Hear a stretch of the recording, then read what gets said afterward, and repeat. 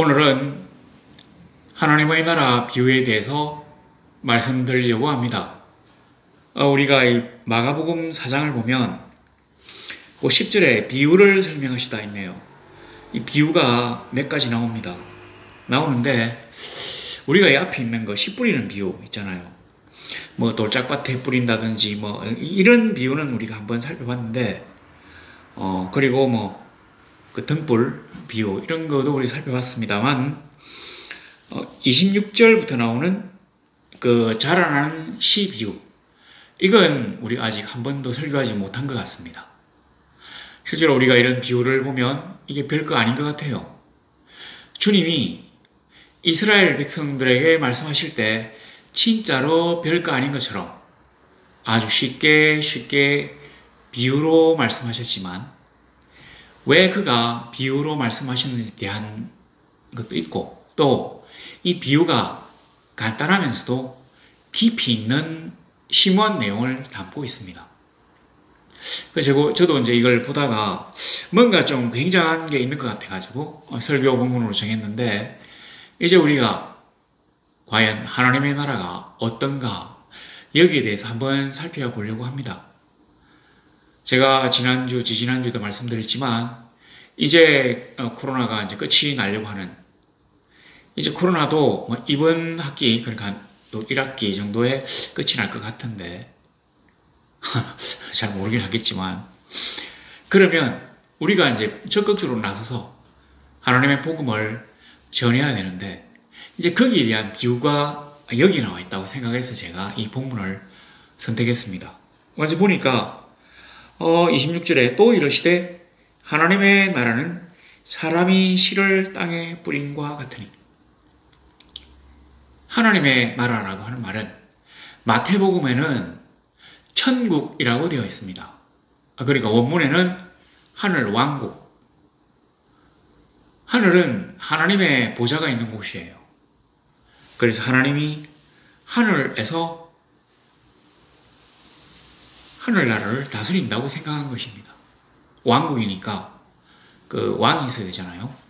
근데 그 왕이 하나님이라는 거죠. 그래서 옛날 그 이스라엘 사람들이 아니라도 인근에 있는 사람들, 뭐 페르시아라든지 아수르라든지 바벨론의 임금들도 그 하나님을 높일 때 우리가 생각하는 여호와 하나님을 높일 때 하늘의 하나님이라는 말을 많이 썼습니다. 하늘의 신. 제일 높은 신이라는 얘기죠. 자, 그런데 이 천국이란 말은 하늘에 있다고 하는데 중점을 둡니다.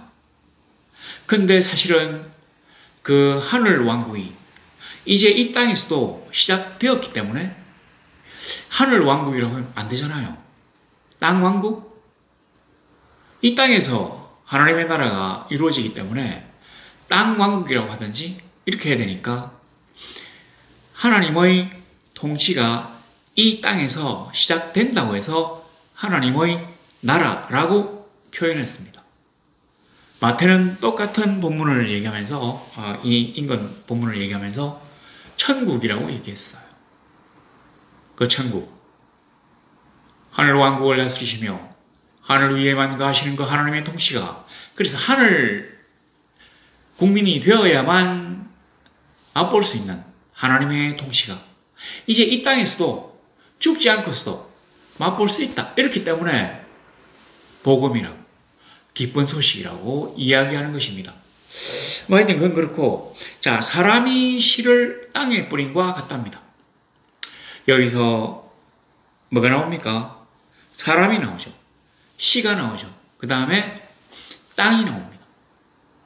사람이 실제로 이제 이 사람을 우리는 복음 전도자라고 합니다. 주석서에서 다 이렇게 일치하게 복음 전도자라고 하는데 저는 여기에다가 이 사람 앞에 하나를 더 넣고 싶어요. 사람으로 이 땅에 오신 예수 그리스도가 이 땅에 하나님의 복음을 그러니까 이 씨가 하나님의 복음을 얘기하는 건데 하나님의 복음을 이 땅, 이 세상에 뿌림으로써 전파함으로써 이 땅에도 비로소 하나님의 나라가 시작된다고 하는 게 여기 들어있습니다. 그리고 하나님이 이 땅에 보내신, 인간으로 보내신 예수 그리스도께서 하나님의 나라를 위한 교회를 그러니까 창립하신 건 맞지만 이 교회가 계속해서 이어지면서 세계 각처에 계속 설립되는 것은 우리 인간들에게 주어진 의무입니다. 예수께서 자기의 제자들에게 그런 의무를 부과하셨기 때문에 우리는 계속해서 지금도 이 땅에 하나님의 나라를 확장하는 일을 감당하고 있는 것입니다. 그래서 일단 사람으로 오셨으니까 사람이 먼저 이 세상에 복음을 전거해야 한다. 전파해야 한다. 그래야 비로소 이 땅이 하나님의 나라가 될 수 있다. 이 하나님의 나라는 죽어서 가는 나라가 아니에요. 우리는 옛날에 개인 구원에 너무 관심을 집중했기 때문에, 그러니까 이 사회적인 모순이라든지 어떤 슬프고 억울한 일을 당한 개개인에 대해서 외면하는 일들이 많이 있었습니다. 그러니까 누가 이제 불쌍하다고 하는 생각은 가지는데 이게 그 개인의 잘못이라거나 아니면 약간 좀 용어가 아직까지 기독교화가 안 됐는데 운이 없다거나 진짜로 불교 용어, 무속의 용어로는 재수가 없다거나 이렇게 하고 넘어갔지, 이 사회 구조라든지 사탄의 세력 때문에 이런 일들이 벌어졌다는 생각은 우리 잘 못한 것 같아요. 실제로 인도 사람들이 계급 있잖아요. 브라만도 있고, 크샤트리아도 있고, 바이사, 수드라 있고, 그 다음에 불가족 청민도 있는데, 우리 생각에는 뭔가 좀 배운 사람들이 폭동이라고 해야 됩니까? 데모라고 해야 됩니까? 이걸 이렇게 가지고 세상을 뒤집어 엎으려고 할 것 같은데, 이 사람들은 그런 건 신경 안 쓴대요. 왜냐면 네가 지금 이 세상에서 착하게 살면 다음에 이 세상에 다시 태어날 때는 부잣집 아들로 태어날 거니까 너무 그렇게 억울하지 말고 바르게 살아라. 이런 걸로 아마 힌두교가 그런 얘기를 막 해가지고 이 사람들이 전혀 이 현실에 대한 불만을 갖다가 표출을 잘 안 한다. 가령 명예살인이라든지 또 자기들에게 해코지한 거는 이 응징하는 건 있어도 이 계급 체계를 갖다 뒤엎으려고 하는 생각은 하지 않는다. 잘 모르겠습니다. 우리가 사실은 어쩌면 이 기독교 안에서 너무 이 사회에 대해서 순응하는 그런 생각만 한 게 어쩌면 이 땅에 하나님의 나라가 시작된다고 하는 생각을 하지 않고 우리가 죽어서 가는 저 하늘나라, 천국만을 생각했기 때문이 아닌가, 이런 생각을 제가 해봤습니다. 우리는 더 이상 죽어야만 갈 수 있는 하늘나라가 아니라 이 땅에서 하나님의 복음이 전거되어지고 하나님의 성도들이 하나님의 법을 따라서 살아가는 하나님의 나라에 대해서 생각해야 합니다. 그래서 주 예수께서 우리에게 제공하신 그 복음의 터전인 하나님의 나라가 과연 무엇인가에 대해서 생각해야 합니다. 그런데 주님이 비유로 말씀하셨잖아요. 왜 비유로 말씀하셨는 거 아니? 여기 있네요.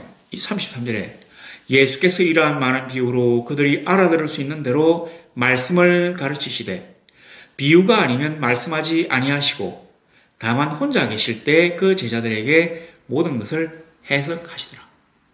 실제로 이제 수많은 믿는 사람과 믿지 않는 사람들, 제자와 일반 군중들이 함께 앉아 있을 때는 주님은 하나님의 나라에 대해서 비유로만 말씀하셨어요. 그러니까 이 듣고 싶은 대로 하나님의 나라에 대해서 듣는 겁니다. 가령 사람이 씨를 땅에 뿌린 것 같다 이렇게 할 때 인간의 노력을 강조하는 사람은 사람이 씨를 뿌린다는 데 중점을 두겠죠. 그리고 예수 그리스도께서 하나님의 나라를 시작하셨다는 데 중점을 두는 사람은 여기 나와 있는 사람이 사람으로 오신 예수 그리스도를 의미한다고 하는데 이제 중점을 둘 겁니다. 그리고 또 복음에 대해서 생각하는 사람은 씨에 중점을 두고 이 세상에 대해서 치중하는 사람은 땅에 중점을 둘 겁니다. 우리는 그렇게 보고 싶은 것만을 보며 듣고 싶은 것만을 듣습니다. 그런데 하나님의 나라는 하나님의 정의가 우뚝 서고 하나님의 법이 운영의 기본 원칙이 되어가지고 억울한 사람, 우는 사람, 약한 사람, 그리고 고통받는 자들이 없는 사랑과 희망과 관용의 세상, 하나님의 정당한 통치가 사람들에게 골고루 베풀어지는 그런 세상을 의미하기 때문에 우리가 너무 개인 구원에만 치중하지 말고 사회 구원에도 약간은 신경을 써야 합니다. 제가 약간은 이렇게 얘기한 게 이게 이제 합동 측에서 올해 교육을 받았기 때문에 이 세뇌가 돼가지고. 여하튼 뭐 그렇습니다. 자, 그래서 여기 첫 번째가 뭐냐면 사람이 씨를 뿌린다는 거죠. 사람이 복음 전도자가 이 세상을 향해서 하나님의 복음을 전거해야 비로소 하나님의 나라가 시작된다는 겁니다. 두 번째는 뭐냐면 그가 밤낮 자고 깨고 하는 중에 씨가 날아서 자라되 어떻게 그리 되는지를 알지 못한다. 밤낮 자고 깨는 중에 씨가 나서 자라되 어떤 원리로 이 씨가 자라는지를 사람들은 알지 못한대요. 여기서 보면 사람들이 이 씨앗이 싹이 트고 그리고 열매를 맺고 그리고 이 싹이 휘어질 때까지 이 땅에 편만할 때까지 어떤 일을 해야 한다고 나와 있지 않습니다. 그냥 밤낮 자고 깨고 하는 중에 씨앗이 싹이 트고 자란대요. 이것은 뭘 의미하느냐면 우리가 일단 하나님의 말씀을 전하기만 하면 그 말씀 자체에 역동하는 생명력이 있기 때문에 하나님의 복음이 이 세상을 뒤엎는 하나님의 복음이 역동성을 가지고 있기 때문에 우리는 몰라도 그 말씀 자체가 힘이 있어서 세상을 변화시킨다고 하는 얘기입니다. 그러니까 밤낮 자고 깨고 하는 중에 우리 아무것도 없어요. 하나님이 하신다는 얘기죠. 그래서 실제로 우리가 맨 앞에 복음을 우리가 뿌리기만 하면 돼요. 이렇게 뿌리기만 하면 그 씨앗이 떨어진 곳에서 하나님의 놀라우신 역사가 우리는 어떤 원리인지 모르지만 일어난다고 하는 거. 그러니까 조금 쉽게 얘기하면 저절로 씨앗이 힘을 내가지고 싹이 튼다고 하는 거. 자, 그 다음에 이제 보면 28절에 땅이 스스로 열매를 맺되 처음에는 싹이요, 다음에는 이삭이요, 그 다음에는 이삭의 충실한 곡식이라고 합니다. 그러니까 땅이 스스로 열매를 맺되 땅을 제가 처음에 뭐라고 말씀드렸습니까? 땅은 이 세상이라고 했잖아요. 근데 이 세상에 뿌려진 복음이 스스로 열매를 맺을 수 있을까요? 땅이 이 복음이 이 땅에서 싹이 트고 이 열매를 맺는 것을 허용할까요? 막 도와줄까요? 아닙니다. 이 세상은 하나님의 복음이 널리 퍼지지 못하도록 이게 자라가지고 이 삭을 태워가지고 이 세상에 편만하지 못하도록 온갖 방해 공작을 펼쳤으면 펼쳤지 이 세상이 하나님의 복음을 위하여 봉사하지는 않습니다. 그럼에도 불구하고 온갖 세상의 박해와 압제, 핍박에도 불구하고 이 땅에 이 세상에 뿌려진 하나님의 복음은 그 자체로 생명력을 가지기 때문에 역동성을 가지기 때문에 막 피는 것입니다.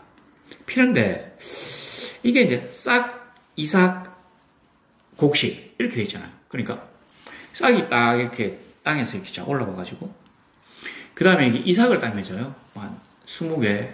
그래서 하여튼 뭐 이 한 그루에 한 500개 정도 나단이 열린대요. 이렇게 쫙. 근데 이런 게 땅에 충만해지는 것입니다. 여기 보니까 이삭의 충실한 곡식이라. 이 충실한이란 말이 뭐냐면 편만하다, 많다고 하는 뜻도 있지만 또 다른 뜻으로는 세상의 마지막 시간이 되었다 이런 뜻도 있어요. 그러니까 하나님의 나라가 지금 이중성을 가지는 것입니다. 우리가 일단 곡식을 탁 뿌리면 어떤 생각을 합니까? 이 곡식이 싹이 트고 이삭이 되고 막 이런 그 이삭들이 주렁주렁 이게 막 쫙 열려가지고 그 추수할 때가 되면 이거를 추수해가지고 우리가 진짜로 좀 배부르게 먹고 기뻐하고 즐겁고 이런 생각을 하게 되는데 성경은 두 가지로 얘기하는 것입니다.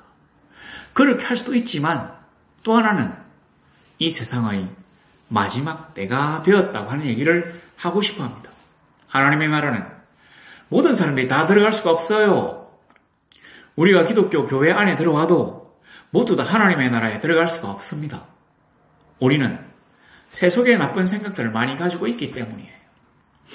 실제로 보면 약간 어떤 철학자라든지 인간에 대한 무한 긍정을 가진 사람들이 있습니다. 그래서 집단지성에 이렇게 근거를 두고 이런 집단지성이 우리 인류의 역사를 계속해서 발전시킬 거라고 믿습니다. 그런데 기독교는 사실은 아니에요. 기독교는 어떻게 생각하는 거 아니? 인간은 악하다. 그리고 이걸 갖다가 하나님의 말씀으로 제대로 훈육하지 않으면 결국 그 악한 본성이 드러난다. 그래서 인간의 추악한 민낯이 드러나서 아주 안 좋은 세상이 된다고 생각합니다. 그래서 솔직히 우리는 이 성악설을 믿어요. 근데 많은 사람들이 인간의 선함과 집단 지성의 올바름을 믿기 때문에 판판이 실패하는 것을 보게 됩니다. 공산주의 아주 좋은 제도죠. 민주주의 아주 좋은 제도입니다. 자본주의 인간의 욕망을 완벽하게 파악한 것 같습니다. 그리고 집단주의 효율성향이 이거입니다.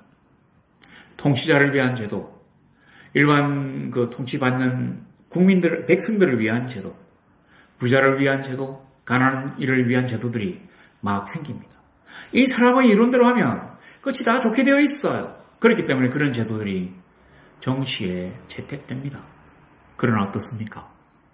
이제까지 우리 인류가 수많은 제도를 시행해왔지만 어떤 것도 그 제도 자체로 인간을 완벽하게 행복하게 만들어주지 못했습니다. 왜냐하면 그 인간이 가장 좋은 점으로 가면 그렇게 되지만 인간의 추악한 민낯에 대해서 생각하지 못한 게 많거든요. 제가 옛날에 대학교에 처음에 딱 들어갔을 때 철학책이 있어요. 도전과 응전이라고 하는 철학책이 있는데 이거 교양으로 딱 하는데 철학 교수님이죠. 일본이 딱 들어와가지고 뭐라고 하는 거니? 인간이 어떤 존재에 대해서 이제 얘기해봐라 이렇게. 저는 사실 그때는 잘 몰랐는데 고등학교 막 졸업하고 들어가니까 알겠습니다. 그런데 그냥 저는 이렇게 얘기했던 것 같습니다. 인간은 신과 짐승의 중간에 있는 존재다. 이게 좀 마음에 들었던지 좀 더 세밀하게 얘기하라고 해서 우리 인간이 타락하면 짐승처럼 되고 우리 인간이 아주 완벽하게 이렇게 막 이 선을 추구하고 이렇게 이상적으로 변하면 천사나 신처럼 될 것 같다. 그러니까 이 교수님이 질문을 마치고 이제 그런 얘기를 시작했습니다. 야스퍼스인가? 하이데그인가? 하여튼 이름도 가물가물한데 그 사람이 그런 말을 했대요. 자, 근데 우리는 명확하게 알아야 합니다. 하나님이 자기의 가장 아름다운 것과 좋은 것으로 만들어주신 인간이 옛 뱀의 그 유혹에 넘어가가지고 인간 삶 가운데 죄성이 들어오므로 인간은 타락하게 됩니다. 근데 자 보세요. 제가 뭐라고 했습니까? 충실한 곡식인데 이 충실한이란 말이 마지막 때가 이르렀다고 하는 뜻도 있다고 했잖아요. 보면 열매가 익으면 곧 낫을 재나니 이런 추수때가 이르렀습니다. 그러니까 여기 28절과 29절이 비슷한 얘기라고 합시다. 낫을 재나니 추수때가 이르렀다. 이게 하나님 나라의 마지막 특징인데 하나님 나라는 낫이라고 있다는 거죠. 그러니까 우리가 살아있으면서 예수를 열심히 믿으면 저절로 이렇게 하나님 나라에 들어가는 게 아니라 중간에 뭐가 있어요. 하나님의 나라가 있습니다. 근데 그 하나님의 나라가 있으려고 하면 자, 우리 하나님이 우리 인간을 다스리면 무조건 하나님의 나라가 되냐? 한번 생각해 보세요. 우리가 아직까지 변화가 안 되고 세상적인 욕망과 그 나쁜 거 막 거짓말, 그 다음에 그 죄악, 막 이 쾌락주의 이런 게 막 들어차가 있는데, 음모를 꾸미고 막 이기적이고 이런 게 있는데, 하나님이 다스린 나라에 우리가 들어가면 어떻게 되겠습니까? 물론 사실은 뭐 들어갈 수는 없는데, 들어간다고 한다면 이 썩음이, 그러니까 부패, 이 썩었다는 게 그대로 두면 점점 퍼져요. 옆에 그를 점점 오염시키고 부패시키고 타락시키기 때문에 절대로 이 하나님의 나라에 들어가는 백성들이 악당들이 들어가서는 안 됩니다. 바로 그게 낫이에요. 낫이 어떻습니까? 이삭과 줄기 이걸 갖다가 그 줄기 몸통하고 다 끊어버리잖아요. 이건 뭐냐면 세상과의 분리를 얘기합니다. 우리가 하나님의 나라에 들어가려고 하면 알곡과 가라지를 나누는 최후의 심판을 통과해야만이 갈 수 있는데, 그게 뭐냐면 세상과 단절해야 된다고 하는 것입니다. 우리가 세상으로부터 났어요. 우리가 이 세상에 나가서 일하면서 저들과 함께 돈을 벌고 먹고 살고 웃고 울고 살아오는데 완벽하게 세상과 단절될 수가 없습니다.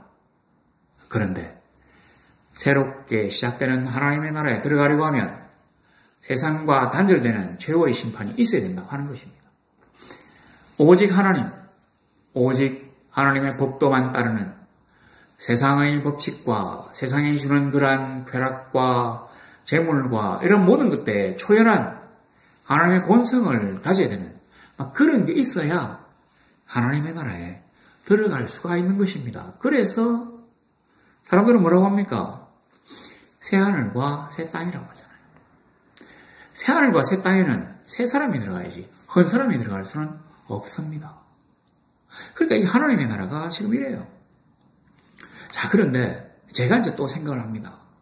자, 우리가 이 예수 믿는 사람들이 세상에서 열심히 노력해가지고 막 이삭이 그 다음에 이 이삭들이 이 땅에 충만해가지고 그 곡식들을 추수해가지고 우리 잘 먹고 잘 산다. 이걸로 끝나면, 그러니까 예수 믿고 복 받는 걸로 끝이 난다면 결단코 이 세상에 하나님의 나라가 오지를 않습니다. 세상과 전혀 다른 곳이 바로 하나님의 나라죠. 실제로 이제 이 좀 말이 많은데 이런 거 한번 생각해 보세요. 사탄을 보고 우리가 뭐라고 하는 거 아니? 공중권세 잡은 자라고 하거든요. 또는 하나님이 이 세상을 잠시 동안 사탄에게 맡기셨다고도 얘기합니다. 이제 이게 크게 보면 뭐 다른 말이 아닌데 하나님과 우리가 이 영으로 이렇게 연결을 딱 하고 있는데 중간에 공중권세, 이 공중을 통해서 왔다 갔다 하잖아요. 뭐 우리가 직접 왔다 갔다 하는 게 아니라 영으로 이렇게 막 왔다 갔다 하는데 여기를 갖다가 차단하는 거죠. 마귀가. 그래서 이 차단이 바로 죄악의 담이에요. 그러니까 이게 흐려져야 하나님의 영이 우리에게 직접적으로 오면 우리가 이걸 캐치, 알아먹을 수가 있습니다. 아, 뭐라고 하는지를 알아먹을 수가 있어요. 그렇기 때문에 이 낫이 필요하다. 낫으로 이렇게 이 곡식을 잘라야, 그래서 이 세상과 우리가 분리되어야 우리가 하나님의 백성이 될 수 있고 진정 그래서 하나님의 나라가 되어진다고 하는 것입니다. 나라라고 하는 게 보통 뭐가 있어야 됩니까? 땅이 있어요, 땅. 그 다음에는 그 땅에 살고 있는 백성들이 있어야 되죠, 사람. 그 다음에는 주권이 있어야 됩니다. 그러니까 이 나라는 남의 간섭을 받지 않고 이 나라 자체를 다스리는 뭐가 있어야 돼요. 그러니까 왕이라든지 뭐 주권은 국민으로부터 나온다, 이건 공화국이니까 뭐 그런 게 있어야 되는데 여기는 하나님의 나라는 민주주의 공화국이 아닙니다. 모든 사람들이 입을 내는 곳이 아니에요. 사람들이 전부 다 다수로 일치했다고 해서 그게 진리가 아니거든요. 하나님의 나라는 하나님이 통치하시는 나라입니다. 어디에서요? 저 위에서가 아니라 이 땅에서. 그래서 인간이 땅에다가 씨를 뿌리잖아요. 공중에 막 씨를 뿌리는 게 아니에요. 바로 그런 얘기죠. 자, 그래서 우리가 하나님의 나라에 들어가려고 하면 반드시 하나님의 심판을 통과해야 합니다. 그래야 비로소 하나님의 나라에 들어갈 수가 있어요. 알곡과 가라지를 나누어가지고 알곡은 창고 안에 들인다고 했을 때 창고가 하나님의 나라입니다. 가라지는 왜 이렇죠? 바깥 어두운 데로 쫓겨나서 슬피 울며 이를 갈미 이슬이라. 자, 이제 우리가 하나님의 나라를 만들어야 되는데 왜 하나님이, 그러니까 왜 예수님이 사람들에게는 비유로만 말씀하셨는가? 참 진짜 이거는 주석서에도 잘 안 나와 있는데 어쩌고 명확하게 나와 있진 않아요. 이상한 소리만 잔뜩 적어놨는데 우리가 깊이 있게 딱 생각하면 어떤 결론에 도달합니까? 비유로만 말씀하시지 않고 직접적으로 얘기했다고 한번 생각해 보세요. 그러면 사람들은 듣고 싶은 것만 듣는다고 했잖아요. 하나님과 나라라는 데만 초점을 맞추게 되면 어떤 일이 벌어지냐면 그러니까 하나님의 백성을 유대인 전부로 볼 거거든요. 우리는 하나님이 선택한 사람이다. 그래서 우리는 하나님의 백성이다. 그러니까 우리가 있는 곳이 하나님의 나라다. 그래서 내가 하나님의 나라를 이룬다 이렇게 하면 예수님이 이 유대의 왕이 되는가 보다. 이렇게 오해하고 이 세상을 정복하는 게 메시아의 업적이라고 생각할 수 있으니까 아무리 이런 일을 했다가는 사실은 이게 선동이 되죠. 선동. 나라를 로마 제국의 지하에 이 체제를 갖다 뒤집어 엎으려고 하는 선동이 되기 때문에 주님이 아직까지 덜 떨어진 사람이라고 생각해서 비유로만 말씀하신 거예요. 그런데 제자들에게는 혼자 계실 때 그 제자들에게 모든 것을 해석하신 거죠. 제자 정도 되면 하나님의 나라가 어떤 것이고 왜 우리가 이 땅에 하나님의 나라를 건설해야 되는지에 대해서 뭔가를 좀 알게 되겠기 때문에 주님이 비유로 말씀하신 것입니다. 그래서 우리 복음서를 쭉 따라가면 주님이 십자가에 달려 돌아가시기 얼마 전에 비로소 자기가 메시아 되신 것, 죽었다가 살아나고 다시 하늘로 돌아가야 될 것을 말씀하기 시작합니다. 그전까지는 사람들이 몰랐어요. 얼마나 몰랐습니까?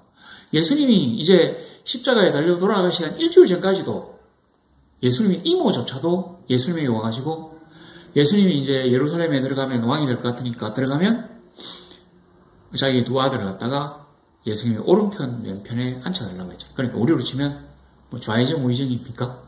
하여튼 좌정성 우정성입니까? 앉혀달라고 한 거잖아요. 그러니까 예수님이 진짜로 모른다고 막 이렇게 답답해 하시는 장면이 나옵니다. 우리는 어떻습니까?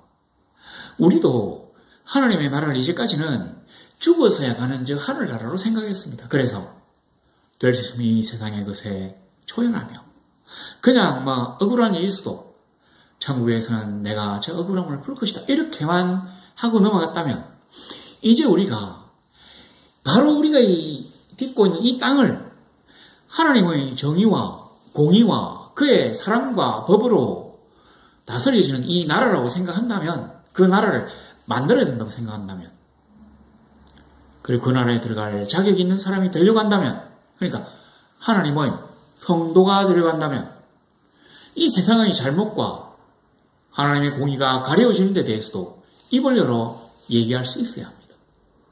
낯이라는 게 있어야 돼요. 모든 게 다 좋은 게 좋은 거는 없습니다.